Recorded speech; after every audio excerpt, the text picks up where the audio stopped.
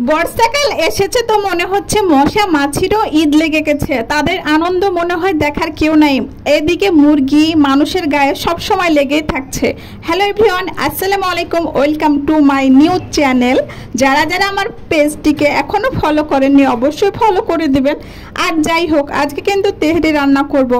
বর্ষার দিনে কি খাবো মনটা যেন করছে, তো আজকে ভাবলাম একটু তেহরি খাই। আর দেখছেন মাছিতে এত বিরক্ত করছে, তো বড় মুরগি যেহেতু সেহেতু আমি কাটতে পারলাম না, এই জন্য আমাকে ফালি ফালি করে কেটে দিল। তারপরে যাই হোক আমি একটু কাটটা শিখলাম আর কি, ভালোই লাগলো। আগে আম্মাকে তেমন সাহায্য করা লাগতো না, কিন্তু এখন মনে হয় না সাহায্য করি না হলে এটা আক্ষেপ থেকে যাবে। মাকে সাহায্য করলাম না, শুধুমাত্র মায়ের হেল্প নিলাম, মাকে সারাদিন শুধু খাটালাম। কিন্তু আজ থেকে মনে হচ্ছে না নিজেকে একটু একটু কাজ করতে হবে, তো মুরগিটা কেটে নিলাম। আসলে কাজ করলে শরীরটা হালকাও লাগে, ভালোও লাগে। আসলে কাজ কাম শিখা থাকা ভালো মেয়েদের। আগে ভাবতাম না মায়ের বাড়িতে কেন কাজ করব, আসলে আমার আব্বাই কাজ করতে দিত না, যে আমার একটা মেয়ে কি দরকার কাজ করাবো কেন, তো আম্মাকে বলতো কাজ করিয়ে নিবা না, এই জন্য আমিও গাদা থেকে গেছি। তারপরে এখন তো কাজ করতে পারি। তো পেঁয়াজগুলো আমি কেটে নিলাম কুচি কুচি করে, আগে মুরগি কেটে নিয়েছি। আর এদিকে আম্মা তো ডিম সিদ্ধ দিয়েছিল, ডিম সিদ্ধটা কমপ্লিট হয়ে গেছে। ডিম ছিলতে আমাকে আসলে ছোট থেকেই ভালো লাগতো। আমি আর আমার ভাই কম্পিটিশনের সাথে ডিমগুলো ছিলে ফেলতাম, তো এই ডিমগুলো এত বিরক্ত করলো, মনে হচ্ছে ছাড়িয়ে ছাড়িয়ে ছিলতে হচ্ছে। আর কাংড়া কাটা হয়ে গেছে, কেমন জানি এলোমেলো হয়ে গেছে, ফাটা ফাটা হয়ে গেছে। এগুলো দেখলে খেতে মজা লাগে না। তারপরে আম্মা সুন্দর করে যখন ভেজে নেয় তখন আর দেখা যায় না। সুন্দর করে আম্মা হলুদ লবণ দিয়ে ভেজে নিল।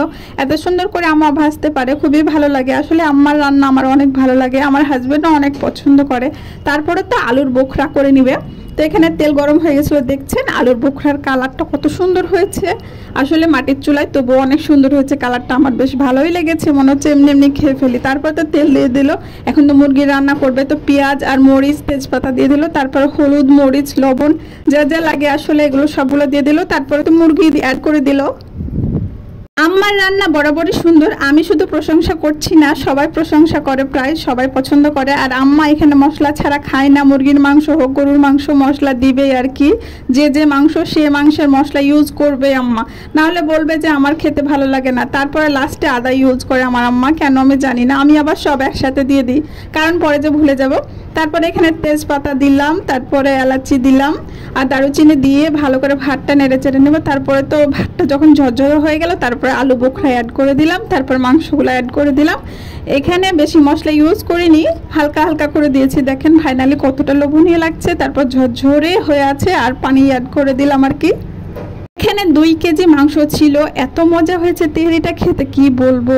তো দেখেন প্রায় অনেক সুন্দর হয়ে গেছে আর রান্নাটা বেশ মজা হয়েছে। আমার রান্না ভালো না হলে খেতে ভালো লাগে না। লাস্টে আমি 2টা কাঁচামরিচ অ্যাড করি আসলে ফ্লেভারের জন্য।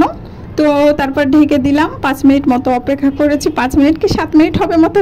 তারপরে ফাইনালি দেখেন কতটা ঝরঝরে হয়েছে, অনেক মজা লেগেছে খেতে। সবাই বলছে যে খুব মজা হয়েছে, আমারও ভালো লেগেছে। আসলে আমার না ভালো লাগলে কার ভালো লাগবে, দেখবেন কতটা লোভনীয় হয়েছে দেখতে। আসলে নিজের প্রশংসা করছি না, দেখতে লোভনীয় হলে খেতেও মজা হয়। সবাই বলছিল অনেক খেতে মজা হয়েছিল। তারপর সানজুমনি আর শিফামনি খেতে বসে গেছে, দেখছেন ওরা দুজনে মোবাইল দেখবে আর খাবে। তো আজকের মতো এ পর্যন্ত, ভালো থাকবেন, আল্লাহ হাফেজ।